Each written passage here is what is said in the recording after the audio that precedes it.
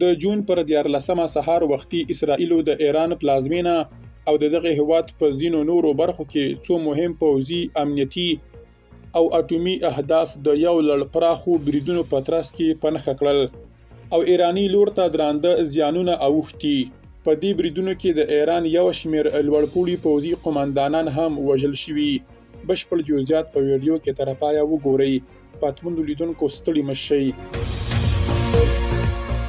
د جون پر 14 سهار وختي اسرائیلو د ایران په پلازمینه او دغه هیواد په ځینو نورو سیمو کې څو مهمې پوځي، امنیتي او اټومي موخې د یو لړ پراخو بریدونو په ترڅ کې په نښه کړې. ایرانی لور ته درانده زیانونه اوښتي دي. په دې بریدونو کې د ایران یو شمېر لوړپوړي پوځي قوماندانان، لوړپوړي چارواکي او اټومي ساینسپوهان ووژل شول. د وژل شوو کسانو په ډله کې د وسلوالو ځواکونو لوی درستیز، د سپاه پاسداران قوماندان، د سپاه د فضایي ځواک قوماندان او د خاتم الانبیا د مرکزی قوماندانۍ مشر غلام علي رشید شامل دي.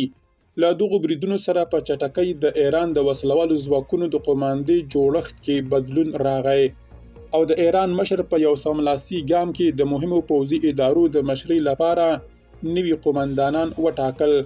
علي خامنه‌ای په یو توند غبرګون کې اسرائیلو ته د سختې او دردناکې سزا ګوتڅنډنه وکړه. په ورته وخت کې داسې راپورونه هم ورکړل شوي چې ایران د اسرائیلو پر خاوره د بې پیلوټه الوتکو یرغل کړی، خو د اسرائیلي سرچینو په خبره د دوی د ډیرو ډرونونو مخه نیول شوې ده.